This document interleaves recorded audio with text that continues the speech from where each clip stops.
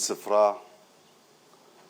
ዛሬ ስመለከት የሚታሰበኝ ነገር በኢትዮጵያ አባባል አባይን ያላየ ምንጭ እንደሚባለው ነው።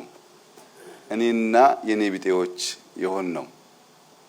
ይህንን መልክዓ ምድር፣ ይህንን ውበት፣ ይህንን የቦታ አቀማመጥ፣ የተፈጥሮ ጸጋ ሳላይ የማየት እድል ሳይኖረኝ ሌሎች ሀገራት ከዚህ በጣም ያነሰ ነገር በማይበት ሰዓት ኢትዮጵያ ተስፋ የሌላት የማትደርስ ሌሎች የሚያምሩ እኛ ግን ውበት የሌለን ሌሎች የሚችሉ እኛ ግን የማንችል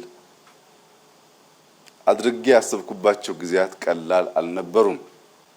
ብዙ ሰው ሀገሩን ጠንቅቆ ሳያቅ በሀገሩ ያለን ውበት በሀገሩ ያለን ጸጋ በአንክሮ ማስተዋል ሳይችል ወጣ ሲል የሰው አብዝቶ ያደንቃል። ነገር ግን ካለምንም ማጋነን ማንም ኢትዮጵያዊ ይህንን ስፍራ ይህንን ከባቢ መጥቶ ማየት ቢችል እንደው በዓለም ብቸኛው የሚል የተጋነነ ስያሜ እንኳን ባይሰጠው ከዓለም ልዩና ምርጥ ቦታዎች አንዱ ለመባል ግን በቂ መሆኑን ሁላችሁም እንደምታምኑ ተስፋ አደርጋለሁ። ኢትዮጵያውያን በተቻለ መጠን አማን ሚዛን እየመጡ የደንቢ ሎጅን ማየት እንዲችሉና የኢትዮጵያን የውበት ልክ የጸጋ ልክ ማስተዋል እንዲችሉ እጋብዛለሁኝ። ወደዚህ ስፍራ መምጣት እንደከዚህ ቀደሙ አስቸጋሪ አይደለም። ኤርፖርት አለን። ከኤርፖርት እስከ ሎጁ ያለው ርቀት 5-10 ደቂቃ ቢወስድ ነው። ማንም ሰው ከየትም ቦታ በአውሮፕላን ተሳፍሮ መጥቶ በሎጁ በሚሰጠው ሰርቪስ በ5 እና 10 ደቂቃ እዚህ ቦታ መጥቶ 1 ቀን 2 ቀን ከቤተሰቡ ጋር ቢያሳልፍ ዘመኑን ሙሉ የተመኘውን ገነት በጨረፍታ የሚያይበት ቦታ ይሆናል ማለት ነው።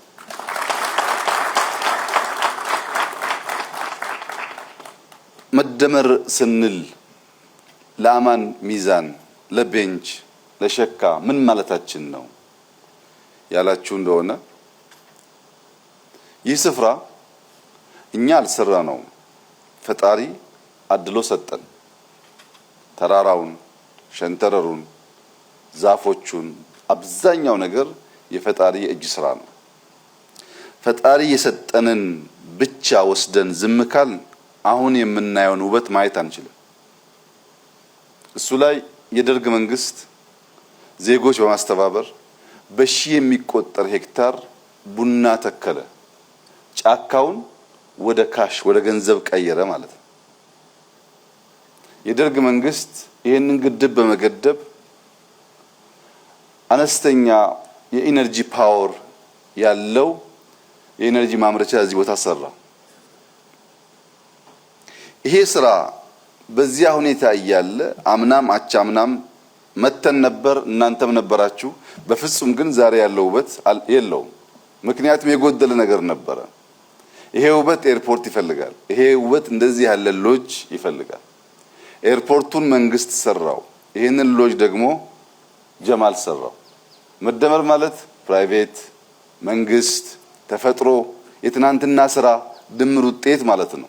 ይሄ ግን ብቻውን በቂ አይደለም። የዚህ ከባቢ ህዝብ ውጫውን ስንመለከት በኑሮ የደህየ ሊመስል ይችላል፣ ግን ልቡ ሀብታም ነው። ህዝቡም ልቡ ሀብታም፣ አርቆ አስተዋይ፣ የተፈጥሮ ጸጋ የገባው ተፈጥሮ መጠበቅ የሱ ኃላፊነት እንደሆነ ያመነ በመሆኑ የነዚህ ሁሉ ተግባር ሲሰናሰልና ሲደመር ዛሬ እንዲህ ያለውን ድንቅ ነገር በሀገራችን ለማየት በቃ። እውነት ለመናገር ብዙ ሰዎች የዚህን ቦታ ቪዲዮ ሲመለከቱ ኢትዮጵያ ውስጥ ነው ብለው ያምናሉ ብዬ አልገምትም። እንደዚህ ያለ ሁለንተናው የተሟላ በሰው እጅ ሊሰራ የማይችል በስዕል ብቻ የሚገለጥ ውበት ኢትዮጵያ ውስጥ አለ ብሎ ለማመን ያስቸግራል። ነገር ግን አለ። ኢትዮጵያ የቃል ኪዳን ሀገር፣ የተባረከች ሀገር፣ የተወደደች ሀገር፣ የተመረጠች ሀገር የሚባለው ውሸት አይደለም፣ እውነት ነው። እኛንን ማስተዋል ማየት ያቃተን እንጂ ኢትዮጵያ ውስጥ የሌለ ውበት፣ የሌለ ጸጋ፣ የሌለ ሀብት የለም። አይን ካልተገለጠ የከባቢን ሀብት ማየት ካልተቻለ ቢቀመጥም ልክ በአፈር ውስጥ እንደተቀበረ ወርቅ ማለት ነው። አለ፣ አናየውም፣ አንጠቀምበትም።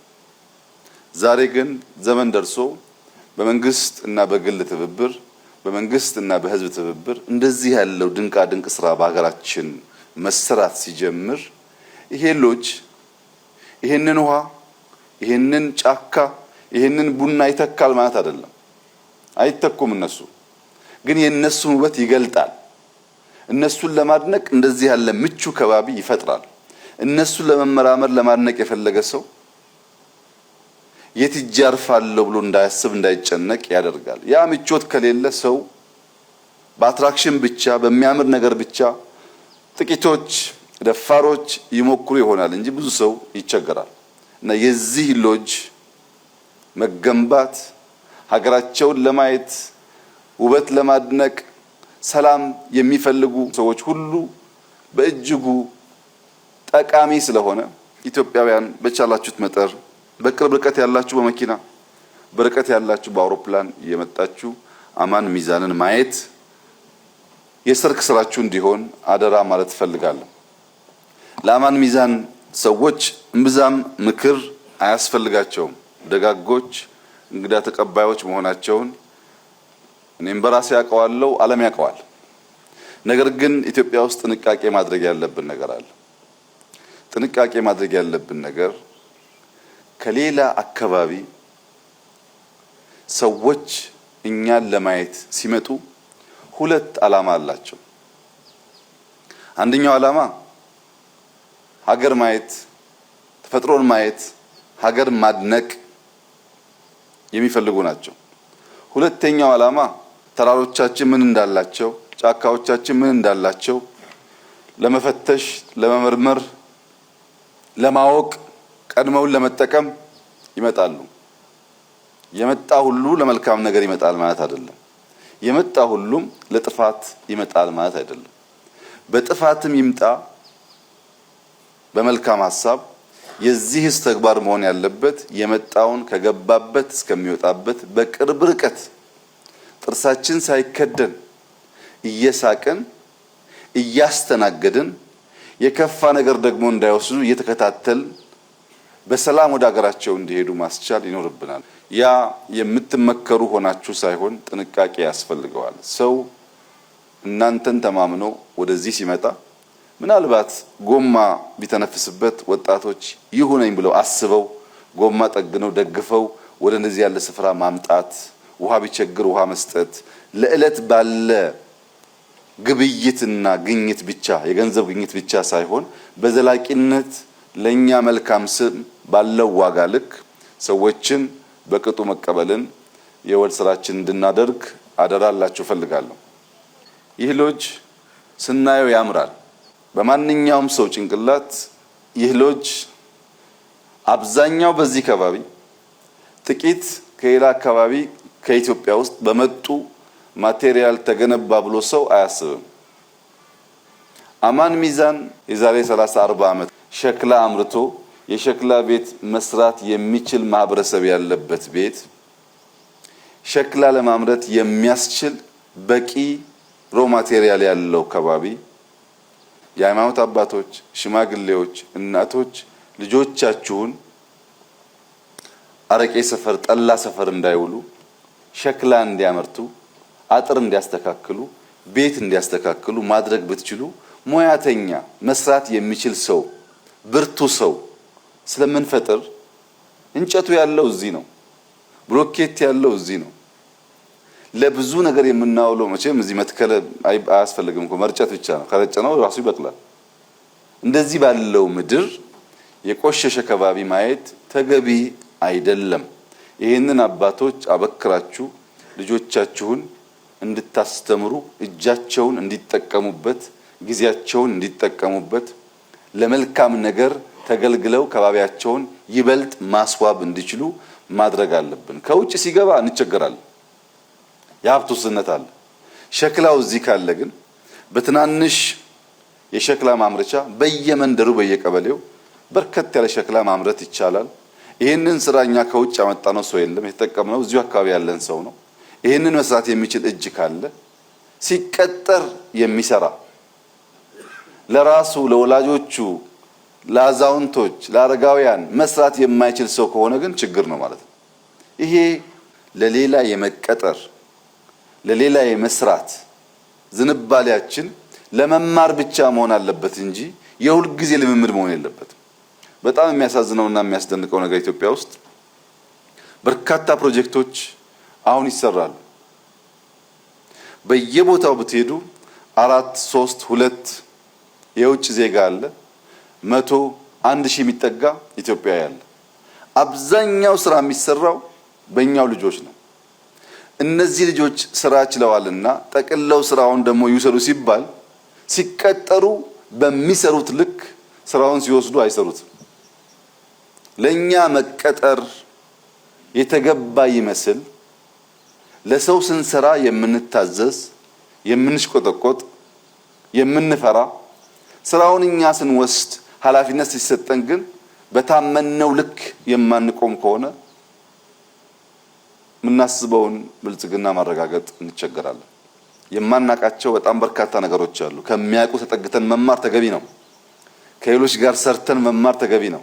ካወቅን በኋላ ግን ይበልጥ በርትተን ተጋግዘን ያንን ዕውቀት ማስቀረት ነው ያለብን እንጂ 2-3 ሰው ሲገራው በሺ የሚነዳ ያ 2 ሰው ሲጠፋ ግን ስራ የማይሰራ ከሆነ አስቸጋሪ ይሆናል። ወጣቶች ተሰፍሮ ተለክቶ የተሰጣችሁ ዘመን አለ። ያንን ዘመን በአግባቡ መንዝራችሁ ማትጠቀሙ ከሆነ ያልፋል። ያንን ጊዜ ብንጠቀምበት ተመልከቱ፣ እንደዚህ ያለውን ውበት ነው ላለፉት 100 ዓመታት ደብቀ ይኖር ነው። በአንድ በኩል በመጠበቃችን የምንደነቅ፣ እስካሁን ይሄን ማድረግ ባለመቻላችን ግን ምንወቀስ መሆን አለብን። ይሄንን ሳያዩ ያለፉ ደግሞ ብዙ ሰዎች ስላሉ እንደዚህ ያለውን ብናበራክት ምን ሊፈጠር እንደሚችል በሀገራችን አስቡ። በተለይ ደቡብ ምዕራብ ኢትዮጵያ፣ እንደ ደቡብ ምዕራብ ኢትዮጵያ ያለ ሀብታም ክልል ማግኘት ትቸገራላችሁ። በእያንዳንዱ ዞን ብትሄዱ፣ ከፋ ብትሄዱ፣ ዳውሮ ብትሄዱ፣ ኮንታ ብትሄዱ፣ ቤንች ብትሄዱ፣ ሸካ ብትሄዱ፣ የሄዳችሁበት ቦታ በሙሉ ታይቶ የማይጠገብ ውበት ያለበት ክልል ነው። ቡና ሲባል በኢትዮጵያ ከኦሮሚያ ቀጥሎ ሁለተኛው ቡና አምራች ከባቢ ነው። ይሄ ሁሉ ሀብት፣ ይሄ ሁሉ ቅን ሰው ያለበት ክልል ለምንድነው አንዳንድ አይን ገላጭ ስራዎች ሲጀመሩ እነሱን ወስዶ በራሱ የማይሮጠው? ማንን ነው የሚጠብቀው ቁጭ ብለው የሚለው ጉዳይ አመራሮችም፣ የሀገር ሽማግሌዎችም፣ ወጣቶችም እንድታስቡበት ፈልጋለሁ። ደቡብ ምዕራብ ኢትዮጵያ የምታለሙ እናንተ ናችሁ። ደቡብ ምዕራብ ኢትዮጵያ ራሱን ማልማት ብቻ አይደለም ለሌላ መትረፍ ይችላል። ሩጫውና ሽኩቻው ከሚዛን ከቦንጋ ከተርጫ እየሮጡ አዲስ አበባ መግባት አለ መሆን ያለበት። ወጣቶች ከአዲስ አበባ እየተመለስን ይሄንን ለም ቦታ አይን እየገለጥን ማስዋብ ነው መሆን ያለበት። ትንሽ ዕውቀት ትንሽ ስልጣን ሲገኝ ሁሉም እየሮጠ ወደዛ መሄድ ከሆነ ይሄኛው ለማን እንደሚተው አላውቅም። እንደዚህ ያለውን ውበት ለማምጣት እኮ ነው ግሪን ሌጋሲ እያልን መከራ እንበላው። ውበት ባለበት ቦታ ደግሞ ወደ ገንዘብ መቀየር አለበት። ያ እንዲሆን የዚህ ከባቢ ሰዎች ብዙ የተፈጥሮ ጸጋ አላችሁ፣ የሚያስደንቅ ባህል አላችሁ። ክረምቱን ጨምረን ብንሰራ ደቡብ ምዕራብ ኢትዮጵያ እኛ ኢትዮጵያውያን ብቻ ሳንሆን ሌሎች ከሌሎች ስፍራ እየመጡ ለማየት የሚጓጉት አይተውም ደግሞ አመስግነው አድንቀው የሚሄዱበት ስፍራ እንደሚሆን ጥርጥር የለው። ከዚህ እስከ ቦንጋ 100 ምናምን ኪሎ ሜትር በዚህ ያለ ውበት እየነዱ መሄድ ሁሉ ቦታ እኮ አይገኝም። የለም እኮ ይሄንን ውበት ማየት፣ ማድነቅ፣ መጠበቅ፣ ወደ ሀብትነት መቀየር፣ ለሌሎች አስተማሪ እንዲሆን አድርጎ መገልገል የኛ ተግባር መሆን አለበት።